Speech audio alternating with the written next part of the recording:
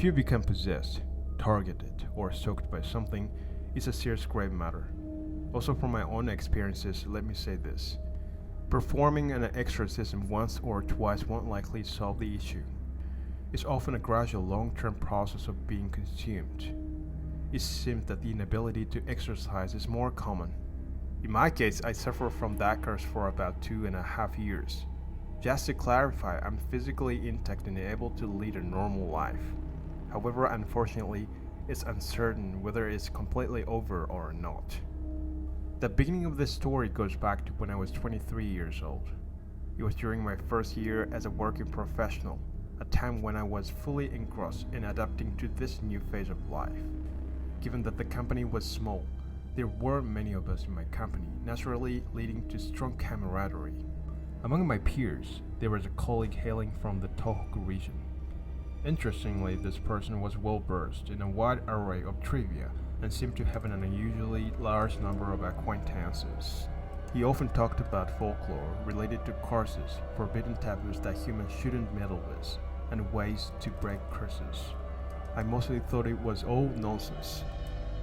During that time, I was quite mischievous and used to hang out with my friends a lot. It was shortly after I had started living on my own, and with the first paycheck I received, I fulfilled my long-cherished dream of buying a used car. The amount of money in my bank account was way more than what I used to earn from my part-time job as a student. So every weekend, I'd hang out and have a fun with my friends. In early August, I met some girls at a bar through a bit of casual flirting, and along with my colleague, a total of 4 of us decided to visit a haunted site for a little thrill. The place was definitely eerie, giving us chills and a sense of there might be something there. However, nothing particularly eventful happened, and we just enjoyed adrenaline rush before heading back. 3 days after the test of courage, I went to work as usual and carried on with my tasks. At the company where I worked, there was an unspoken rule that newcomers couldn't leave until their supervisor did. So being a rookie, I often ended up leaving late. On that day, I left the office tired and exhausted due to the late working hours. As soon as I got home, I unexpectedly found myself trying out a certain curse method that my colleague had told me about. Even looking back, I can't comprehend why I did it. I didn't do it on purpose, nor did I have any intention to test it out. Somehow, it just crossed my mind, and I ended up doing it. Back then, I lived in an apartment about a 15-minute walk from the station. The layout of the apartment was one room space of about 15 square meters. Upon entering through the entrance, there was a corridor that led to the living room. I had placed a full-length mirror near the entrance of the room. The curse method I heard from him involved facing to the right while bowing in front of the mirror, supposedly causing an unidentified spirit to appear. Telling myself, that's just impossible. I went in front of the mirror and looked to the right while bowing. But at the moment, there was something in the middle of the room. There, right in the center of the living room where there should be no one but myself, sat an anomalous figure of a person. I guess it was around 160 centimeters tall. It was dressed in a funeral attire with hair disheveled and extending down to its waist, cascading like bamboo blinds over its face. Countless sheets of paper amulets were plastered all over its face, completely obscuring its expression. The figure was trembling slightly from side to side. The moment I saw it, I was paralyzed with astonishment. I couldn't make a sound, nor could I move a muscle. Inside of my head, I was spinning my thoughts at full speed trying to comprehend the situation. Imagine this, a situation where in the middle of the living room of a small one-room apartment, there is something unidentifiable. It's a scenario that would freeze anyone in their tracks due to the incomprehensible nature of it. The room's light was on, casting a clear illumination on that unidentifiable presence. Somehow, a bluish tint seemed to dominate the area around it. What's even more peculiar was that there was an absolute absence of a background noise, and the silence was so profound that it felt like time had come to a halt. For the time being, my conclusion was to leave the room. I cautiously picked up the back of my feet, For some reason, moving slowly, I couldn't take my eyes off of it. I felt that if I looked away, things would take a turn for the worse. Slowly, I began to step back. And as I walked, the figure began to sway its body from side to side, the movement gradually growing larger. At the same time, it started emitting something akin to a groaning sound. After that, I don't actually remember much. Before I knew it, I was inside a convenience store near the station. Anyway, I arrived at a convenience store with people, which brought me relief.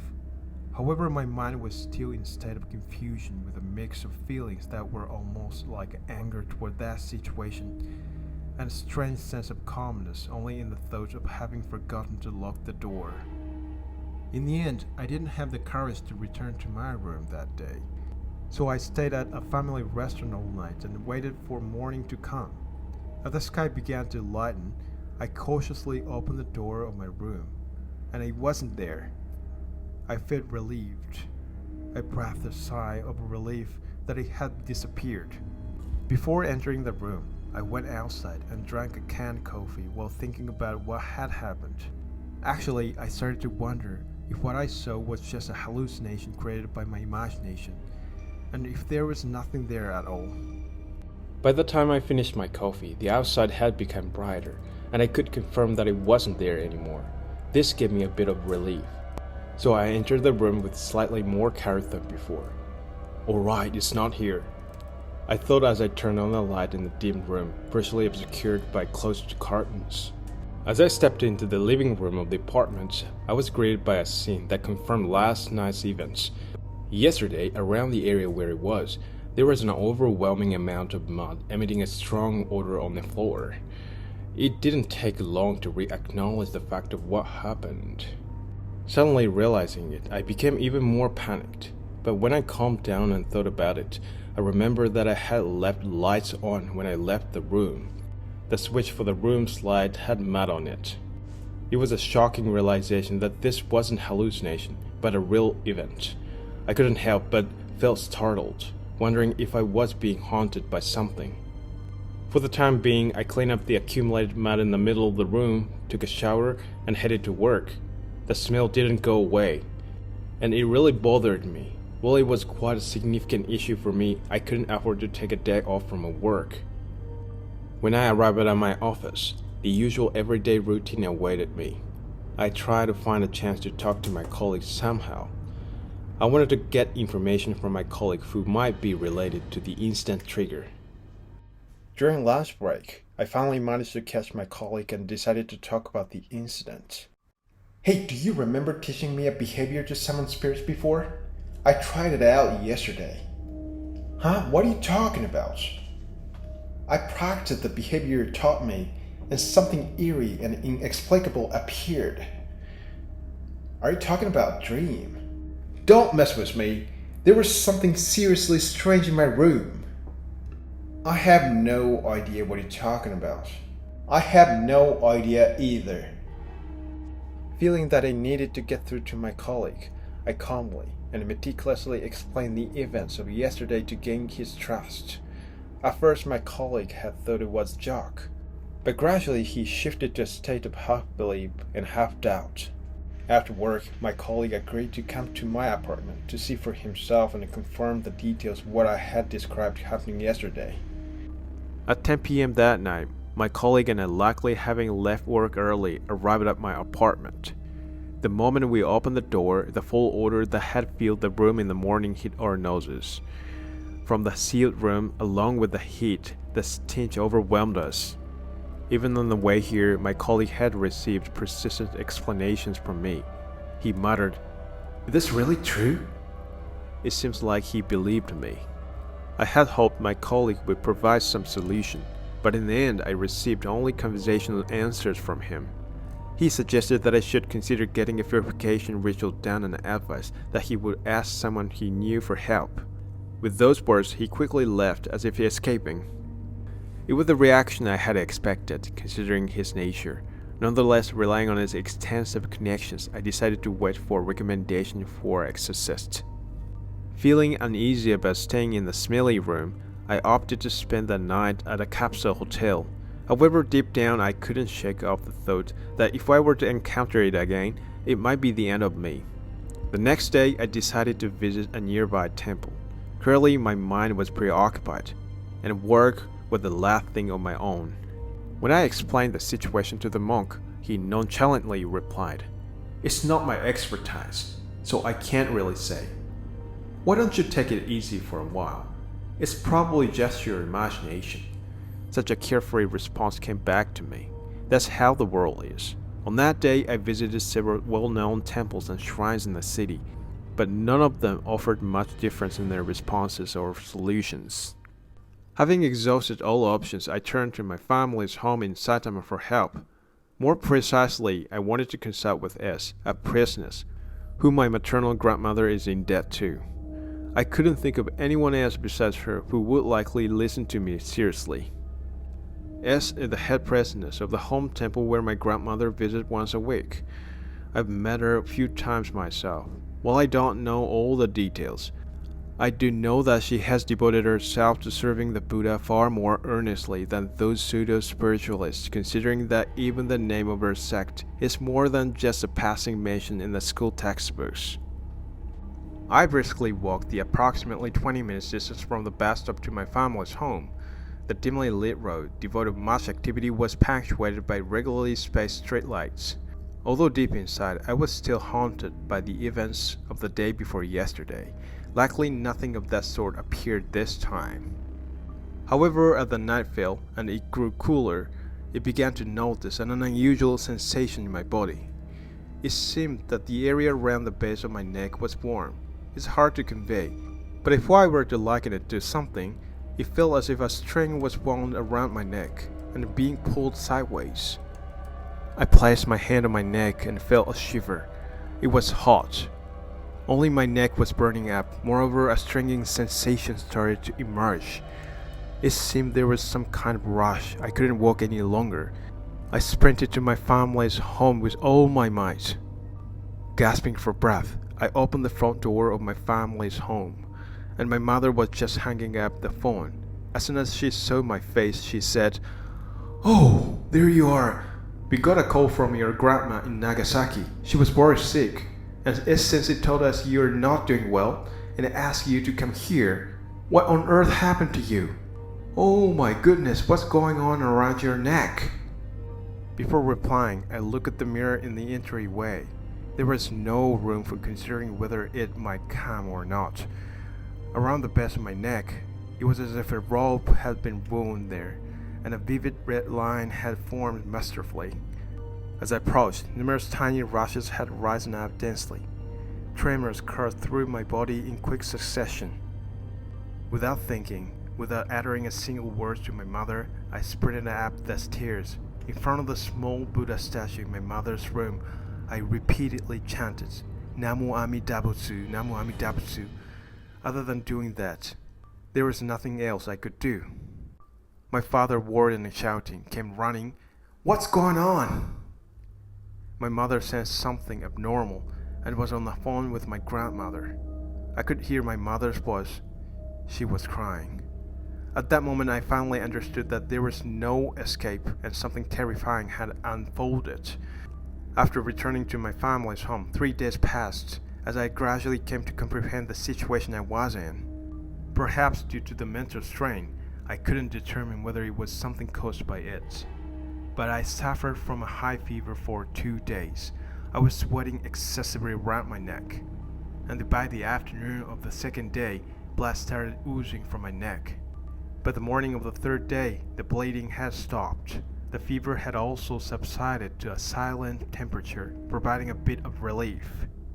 However, an abnormal itch persisted around my neck. It was a prickling, painful itch. Whenever something touched my neck, be it a pillow, blanket, or towel, a sharp, tiny pain shot through. I thought the itching might be due to scab forming from the bleeding, so I consciously avoided touching it. I burrowed under the covers, trying not to think about it until evening. But when I finally went to the restroom, I couldn't ignore it any longer and looked in the mirror. Even though I had no desire to see my reflection, I just couldn't be satisfied without confirming with my own eyes what was happening to me.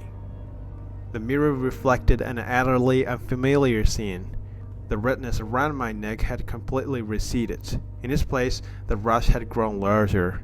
Even now recalling it gives me goosebumps. It was disgustingly unsettling. Originally, the line around my neck was about 1 centimeter thick. It had turned intensely red, creating a stark contrast against my naturally fair skin, resembling a vivid red string wound around.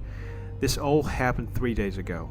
As I looked at the area in the mirror before me, I noticed pus had accumulated there. The rash that had formed the red line was filled with pus, resembling a gathering of gigantic pimples. Most of them were oozing pus, a size so repulsive that it made me nauseous, causing me to vomit on the spot. I washed my neck with plain water, poured ointment from my mother, applied it, and then returned to my bed while crying. I couldn't think of anything. The only thought that occupied my mind was the indignation of why me. By the time I had cried myself out, my phone rang. It was from my colleague. You know, in times like this, even the tiniest glimmer of hope becomes an incredible energy, right? Honestly, I've been so happy to receive a call. Hello. Hey, are you okay? Well, obviously not okay. Is it really bad? It's not just bad. It's, seriously. Isn't there anything you know about this? I asked my local friends, but none of them really knew. Sorry. Yeah. Well, what now? To be honest, my colleague did try to help me in his own way, but at the moment I didn't have the capacity to consider his feelings. I must have sounded quite self-centered. Well, on the other hand, a friend of a friend knows someone who is knowledgeable in this area. I could introduce you, but there's a cost. It's gonna cost money? Yeah, it seems so. What should we do? How much are we talking about? According to what my friend says, it's around 500,000 yen for starters. 500,000 yen? Back then, for me, that was an impossible amount to pay, even though I was working. While money was a concern, if it meant being freed from the fear and suffering, there was no choice. Alright, when can you introduce me? It seems that person is currently in Gunma. I asked my friend for more information, so please wait a bit. Prior to this exchange, I had implored my grandmother to seek help from S, and in the end, S agreed to come. However, S was incredibly busy, and more importantly, quite elderly. She could only make it here in 3 weeks' time. In other words, for the next 3 weeks, I had to endure anxiety, fear, and the possibility of something going wrong, all while being in this state of uncertainty. Given the circumstances, I felt compelled to do anything possible to ease my mind. My colleague returned the call well past 11 p.m. Sorry for keeping you waiting. I got in touch with my acquaintance, and they said they could see you tomorrow. Tomorrow? Yeah, it's Sunday tomorrow. Right. It had been 5 days since I had seen it. Oddly enough, I had forgotten about work. Understood. Thanks. Are they coming to my place? Yeah, they're going to your house. They said they'll drive, so send them your address via email. What about you? I'd like you to come, but I come. About the money, will be okay if I pay later. Probably, it should be fine. Got it. Give me a call when you're nearby. The situation might have been poorly organized, but I was still young at the time. I couldn't really help it. That night, I had a dream. Beside me, while I was asleep, there was a young woman dressed in a white kimono sitting in the proper Japanese sitting posture. When I noticed her, she bowed deeply with 3 fingers touching the ground, and then she left the room. Just before exiting, she bowed deeply once more. I wasn't sure if this dream had any connection to it. The next day around noon, my colleague contacted me, guiding them over the phone. I went to meet them. What came were my colleague, their friends, and a man who seems to be in his late 30s. He didn't seem like an ordinary person. He had a somewhat thuggish vibe, and it was hard to imagine what kind of work he was involved in. Because I hadn't explained things properly, my parents were suspicious. He introduced himself as Hayashi, although I strongly suspected it was an alias. I heard about your situation from your colleague. Well, it's become quite a troublesome matter. So, Mr. Hayashi, what's your involvement in all this? You see, this is beyond something an amateur can handle. Sir, I know it might be hard to believe, but if things continue like this, your son is in danger. So my friend Tikun asked me to come and help because he is in a dangerous situation. Is my son really in danger? Well, I've dealt with these kind of things quite a bit, but this is the worst I've seen. The room is filled with very negative energy. Excuse me, but may I ask what your profession is? Well, I'm going through all this trouble because your son's friend asked for help. If you don't want it, that's fine. It's not really my concern. But for just 2 million, Tikun's life could be saved. It's a small price to pay. Plus, Tikun tried going to a temple and they didn't help him, did they? People who understand this kind of things are very rare. Do you want to start from scratch looking for someone else? I listened in silence. When the figure 2 million was mentioned, I glanced at my colleague. Even my colleague seemed uneasy about it. In the end, my parents couldn't really voice any further opinions, and reluctantly, we decided to entrust the matter to him. Hayashi promptly declared that he would perform the exorcism that night. He mentioned needing to prepare and took some money from my parents for the preparations. He left for a while. He returned in the evening, set up candles, placed paper talismans around the room, put a crystal bowl on a small table, held prayer breaths, and poured what I think was sake into a cup. Somewhat, the setup started to look appropriate for the situation. I'm gonna perform a purification ritual now. With this, everything will be okay. I'm sorry, but could you both leave the house for a while? There's a chance that the spirits might not be confined to this room. Reluctantly, my parents left and waited in the car outside. As the sun set and darkness enveloped the surroundings, that purification began. Hayashi chanted something like a sutra, and at specific intervals dipped his fingers into the cup, flickering droplets in my direction. I lay on the bed, partly skeptical, partly believing, as Hayashi had instructed. It had been quite a while since the purification started. Chanting of the sutra began to falter intermittently. Since my eyes were closed, I could only sense the eerie atmosphere and the sutra gradually becoming distorted. At first, I didn't realize it, but then I noticed an intense pain in my neck. Beyond the itching sensation, there was a clear, growing discomfort. I clenched my teeth and endured the pain, determined not to open my eyes.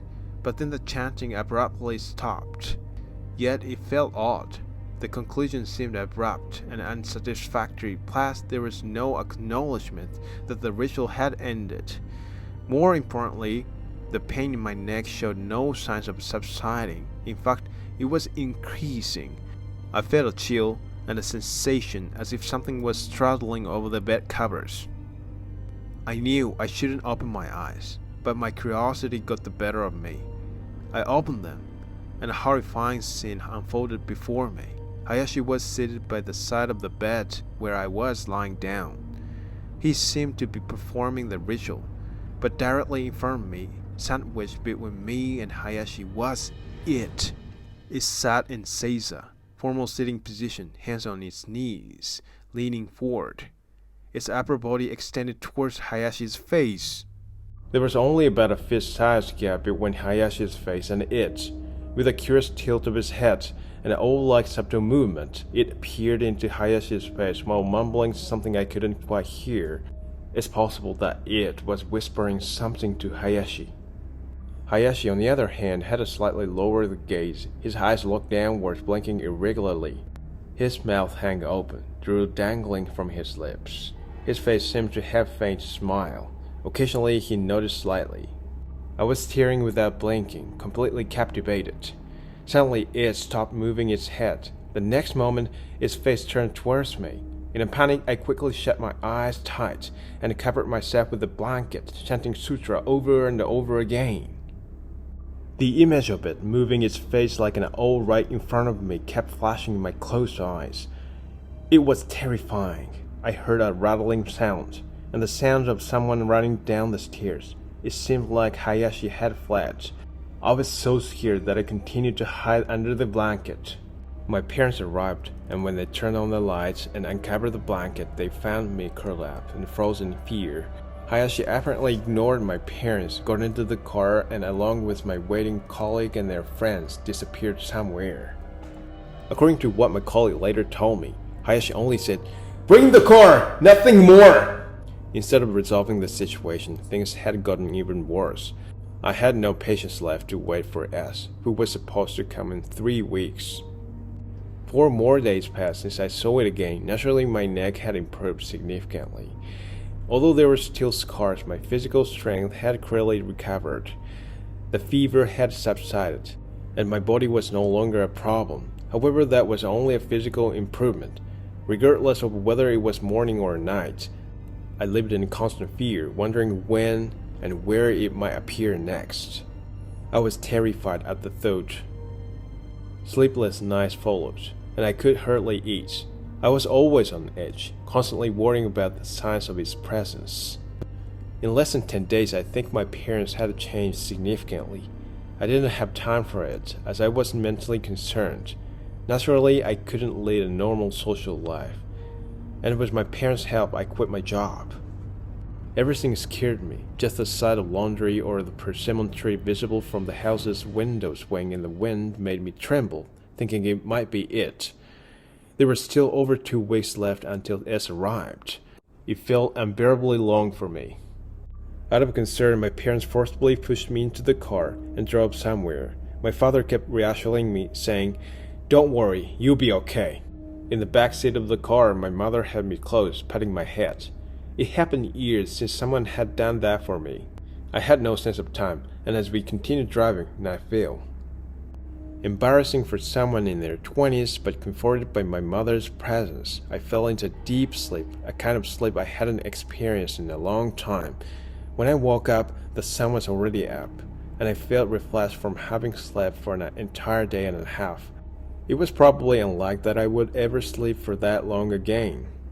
Looking outside, I realized the car was moving through an unfamiliar landscape.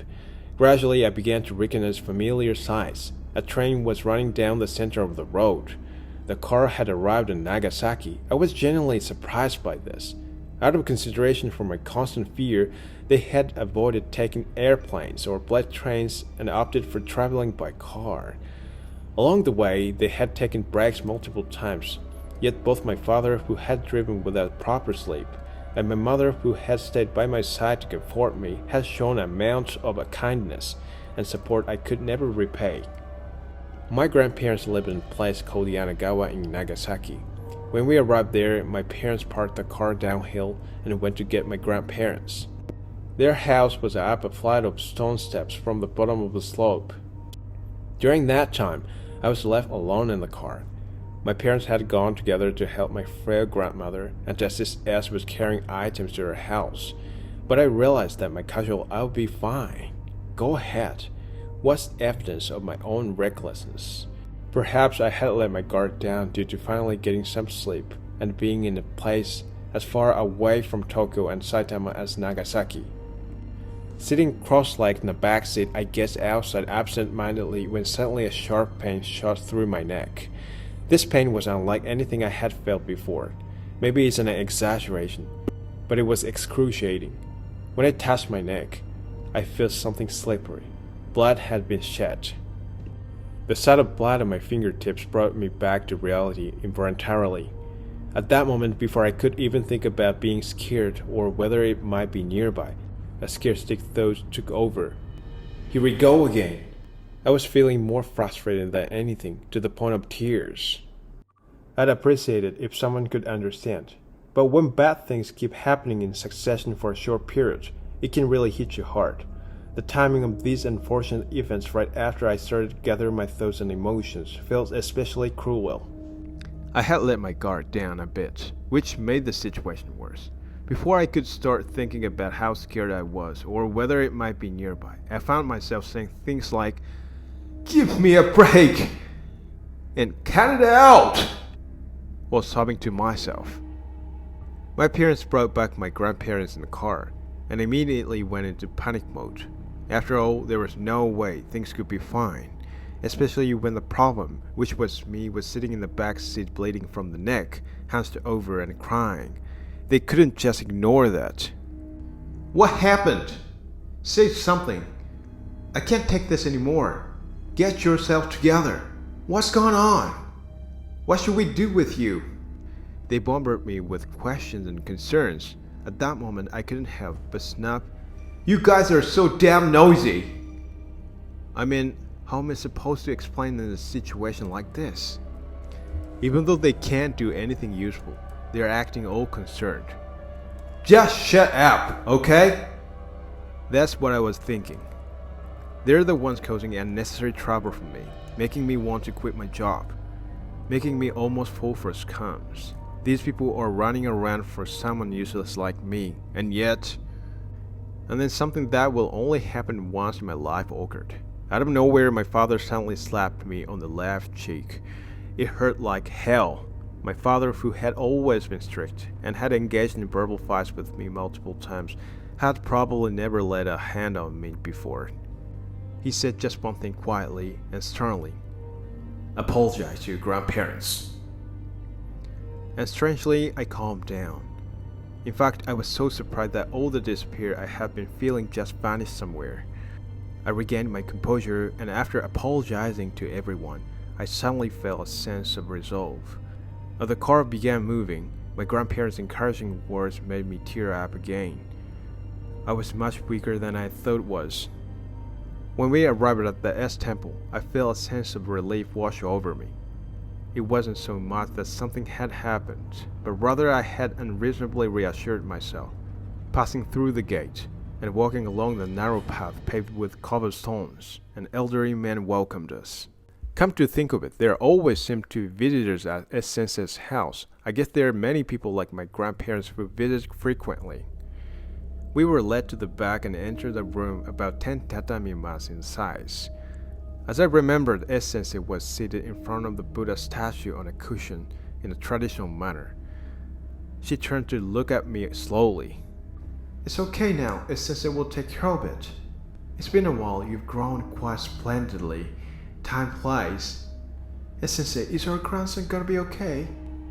"Of course she is. We just got here not too long ago. S Sensei probably doesn't fully understand yet.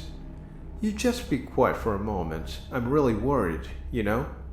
I don't know why, but just being in front of S Sensei seemed to calm down my previously anxious grandparents. That sense of calmness reached not only my parents, but also me. And when I let out a deep sigh, I felt like something negative was leaving my body. My parents seemed to be nearing their limits both physically and mentally. They obediently accepted my kind-hearted grandmother's suggestion to rest in the adjacent room, saying, "You must be tired, right? S Sensei will take care of things from here. Go to the room next door and rest." "Well then, why don't you come over here?" I was called by S and sat face to face in a traditional sitting position. "Alright, now, why don't you go and relax in the next room, grandparents? I will have talk with him. Leave the rest to me. Don't come back to this room until I say it's okay, okay?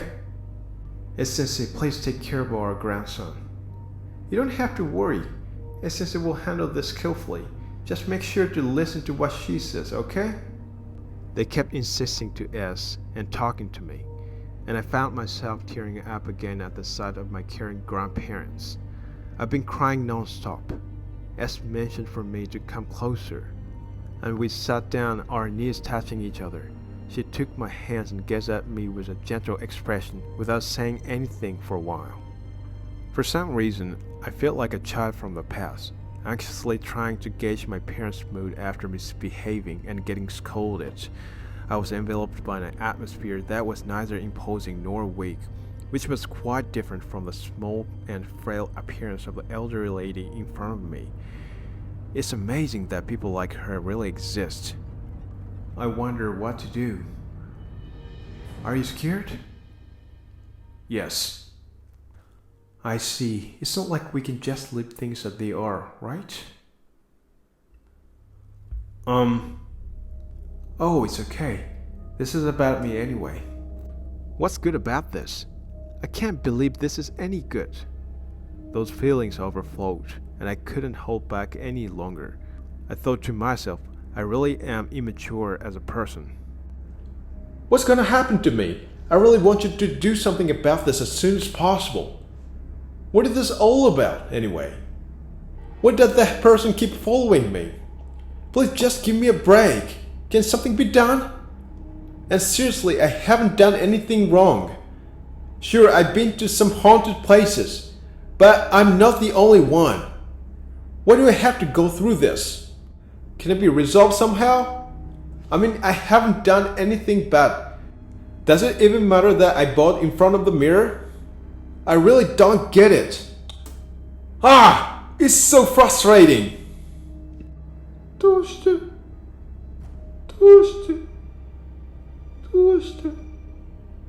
I didn't understand what was going on.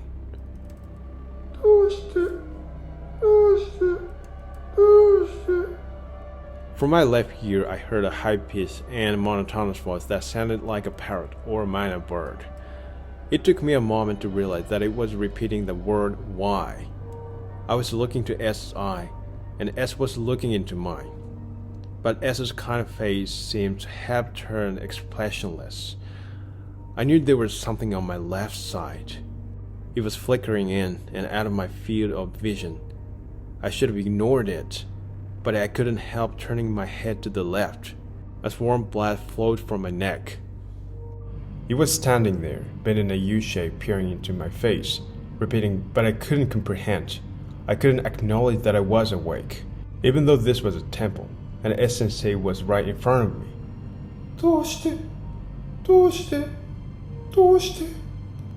It was just like a week ago, exactly as I had seen it in my apartment. Their face was right in front of me. Like an owl, they moved their heads softly, peering at me with a sense of curiosity.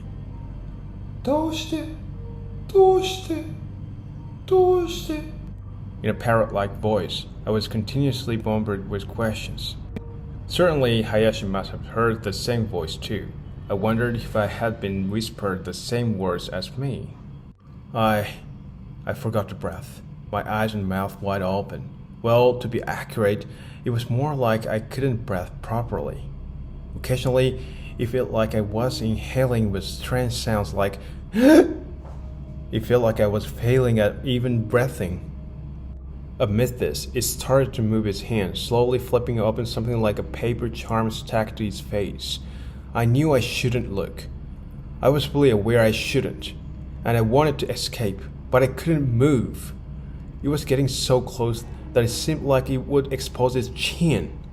Inside of my mind, I was screaming, "Stop! Don't flip it any further!" But from my mouth, only feeble sounds like came out. It was getting really bad. Dangerous. Just made it feel like things were getting out of hand. PAM! No was metaphor or exaggeration, but genuinely I lived up. I felt like my heart would burst. PAM! The sound made me jump.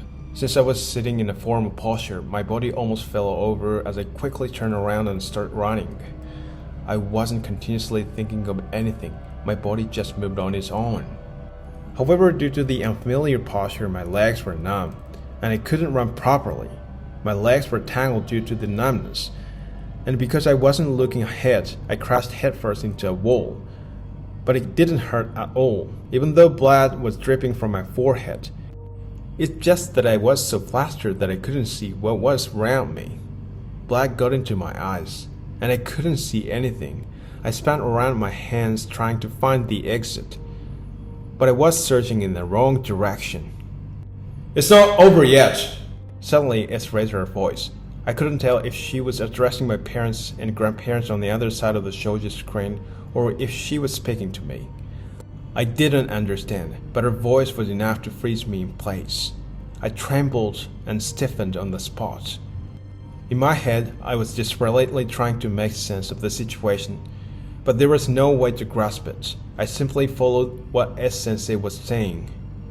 My movements stopped, and as if confirming that the movements of my parents and grandparents who were about to enter the room had so halted. So S began speaking after a short pause. "I'm sorry, it must have been frightening you. It's alright now, so please come back over here.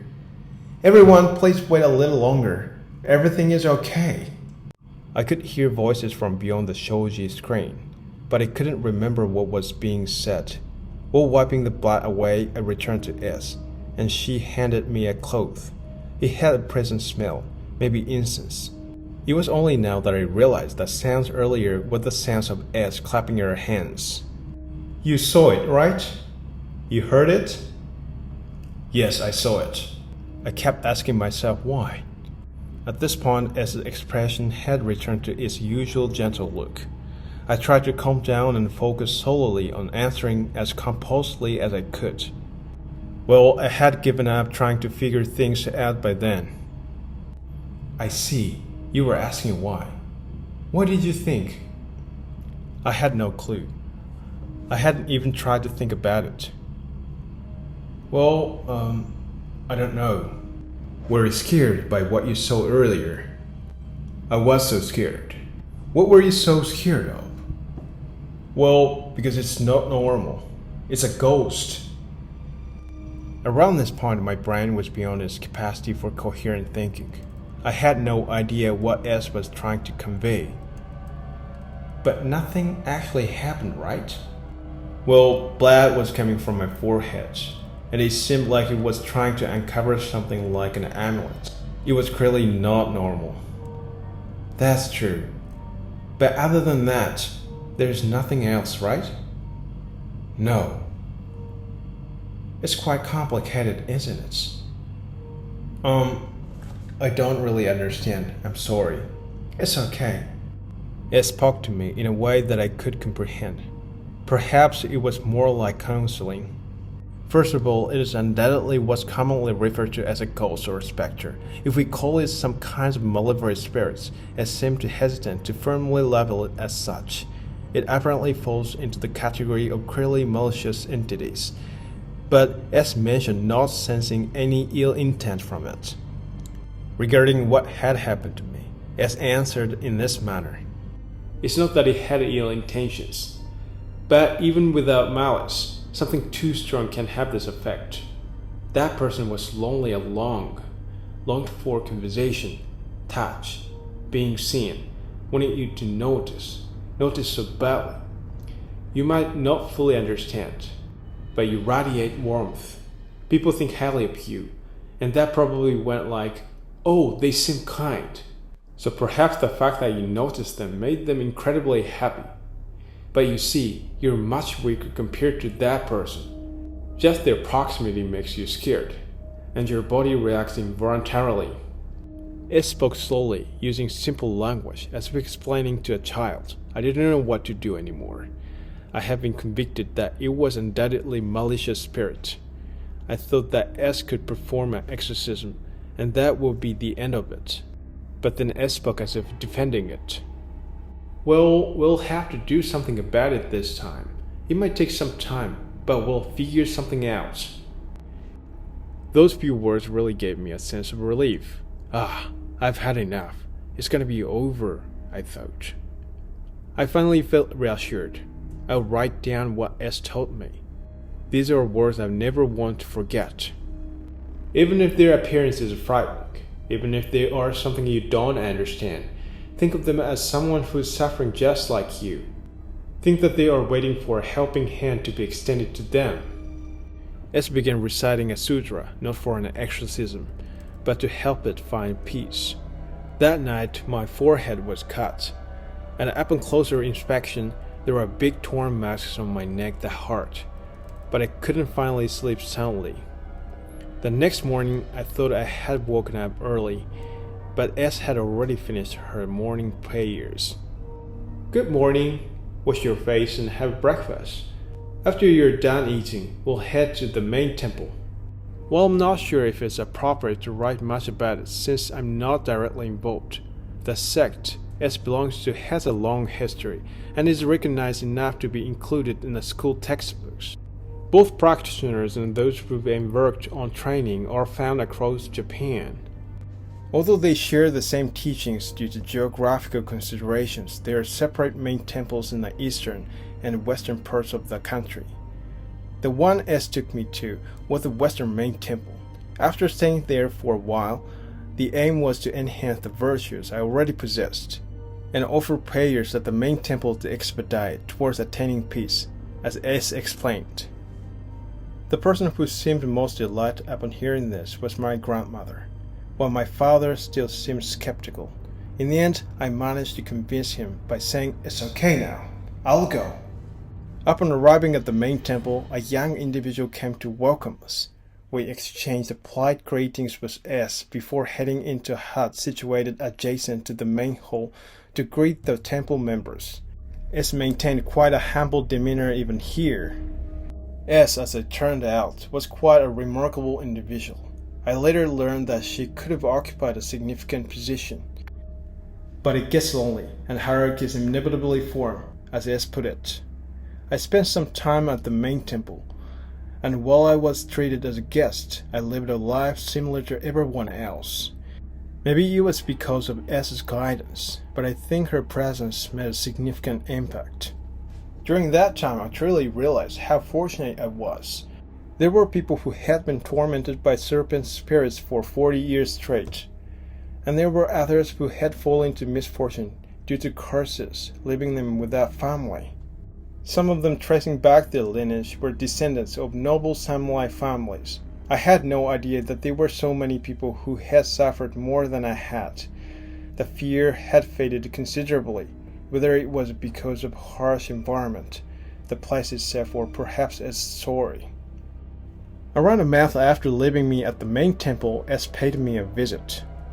"Oh my, you seem to be much better now." "Yes, thanks to you, S-sensei." "Have you seen anything since then?" "No, not even once. Maybe it moved on or found peace somewhere. This is the main temple after all." "That's not it." Her expression tightened. "I'm sorry, it seemed to be frightening again. But you know, there are many people here who are suffering. It's our job to help as many of them as possible." I think it was included in S's words. "Stay here a bit longer and learn, since you're here." I followed S's words. At that time, the incident was still lingering, and I wanted to stay here a while longer. Besides, a day seemed to pass by in the blink of an eye. But I kinda liked the feeling of time passing slowly. It's contradictory, I know. After all that back and forth, I ended up staying at the temple for 3 months.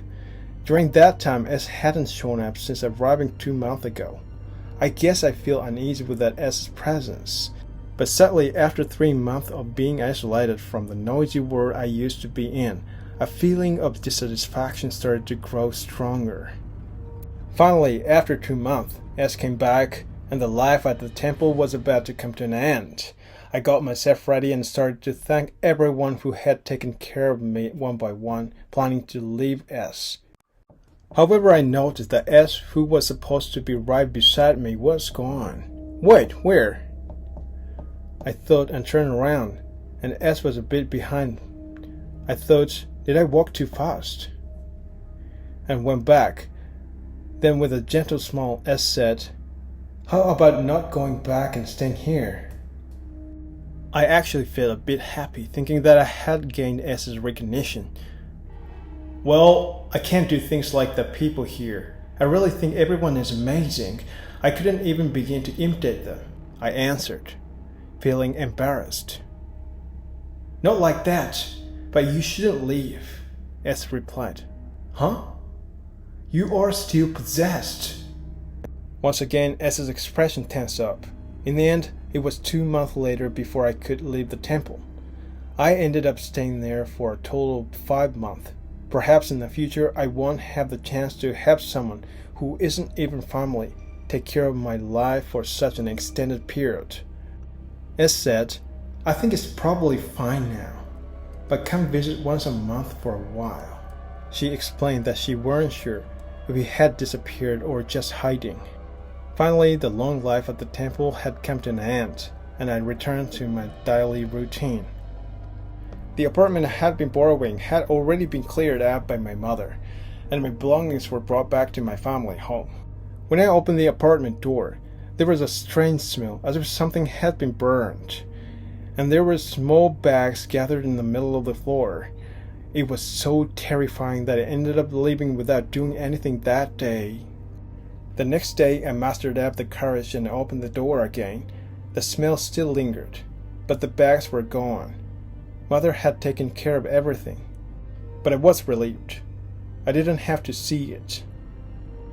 Returning to my family home after a long time, I checked my phone and found a huge number of missed calls and messages. Among them, the majority were from my colleague. From the messages, it seemed like he felt responsible in his own way for what had happened, and he was offering apologies and suggestions on how to make things right. I heard from my mother that my colleague had even come to our house. At night, colleague actually came to our house.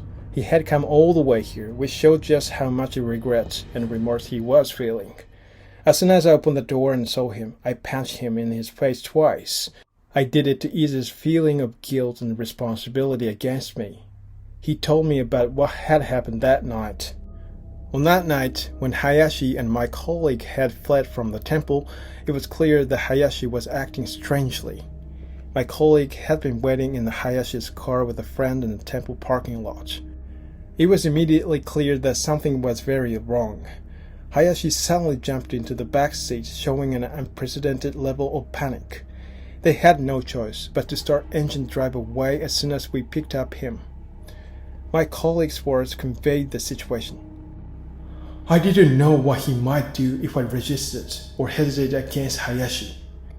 The way my colleague described it was chilling. My colleague continues to recount that they had escaped when the car stopped at a traffic light near the highway entrance, because suddenly he started laughing, trembling, saying things like, "I'm different and I wouldn't do such things." He was so frightening. The image of what he had whispered haunted my mind, and it was difficult to erase from my memory. My colleague hadn't returned to the temple simply because he was too scared. He apologized, saying he was sorry for being a coward. They probably thought the same way about me, that I wouldn't want to go back to this temple either. After that, no one knew what happened to Hayashi.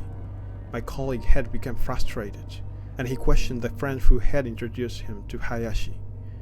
Eventually, it turned out that Hayashi was a hopeless person who couldn't even pretend to be a con artist.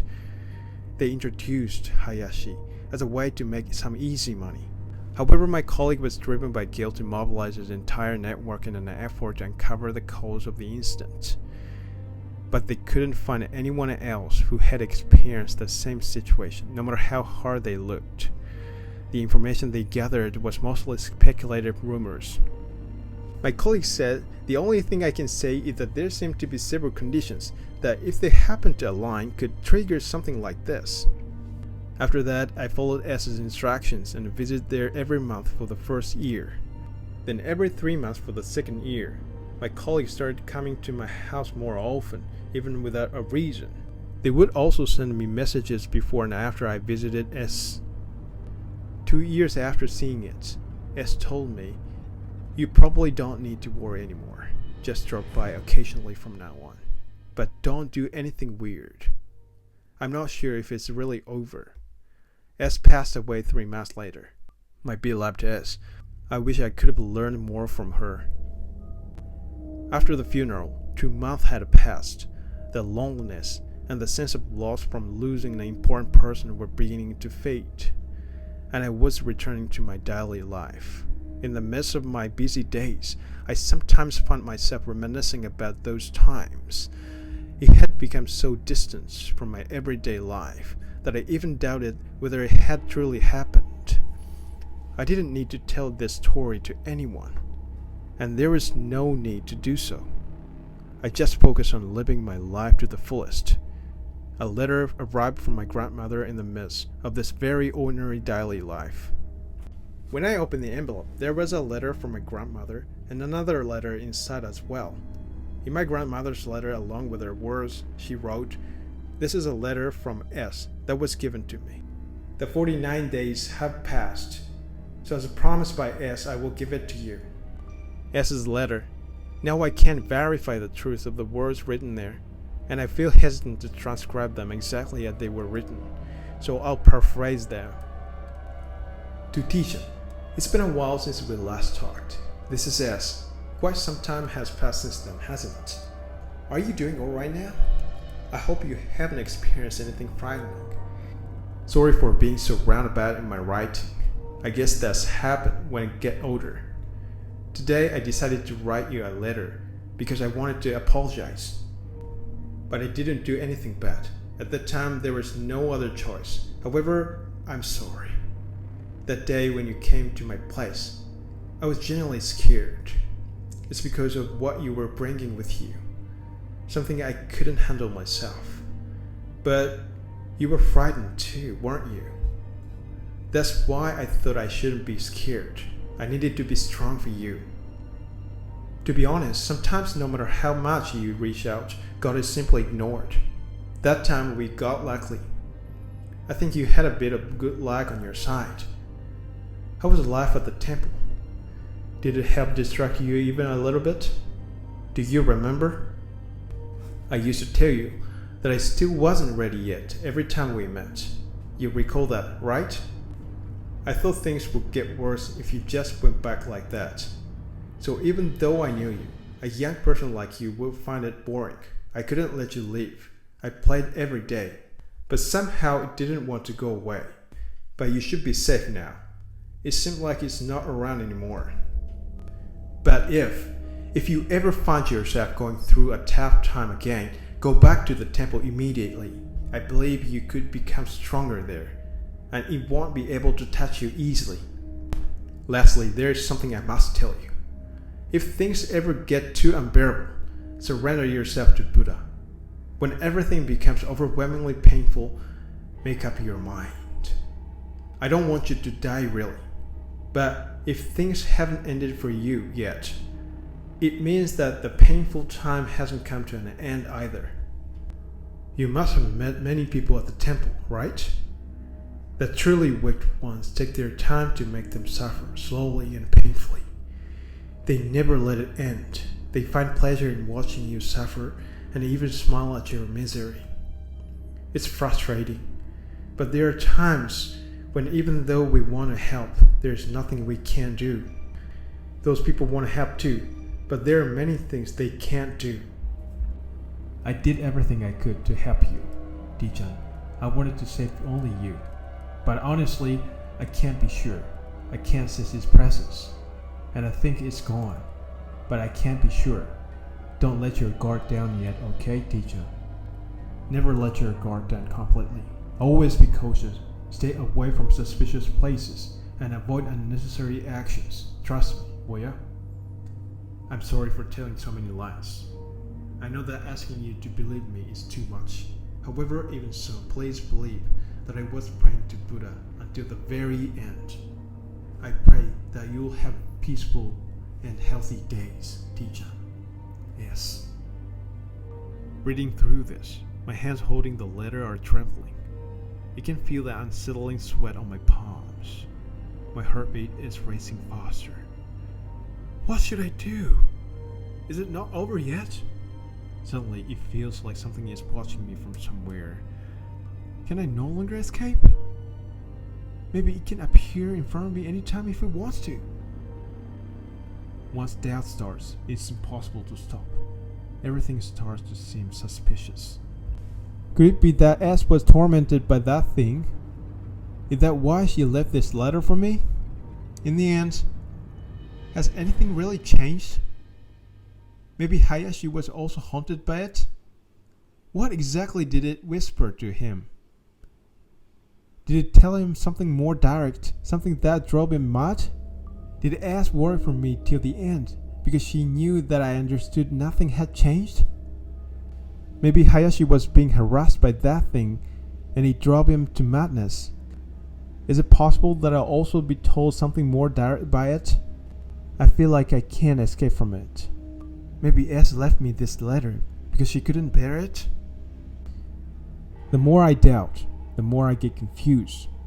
I have no idea what to do. This is as far as I know. This is the entirety of the story that's lasted for 2.5 years. And I still don't know if it's over. The entire thing came from knowledge I obtained from an unknown source. Could it be that it brought this up on me? Or is this some kind of causality? I don't understand it at all. All I can say is that it's just a coincidence. But it's too harsh to be just a coincidence. Did I really commit such a heinous crime to deserve this suffering? Did I commit any crime at all? If not, why is this happening? It's so unfair. That's honestly how I feel. If there is one thing I can say, it's this.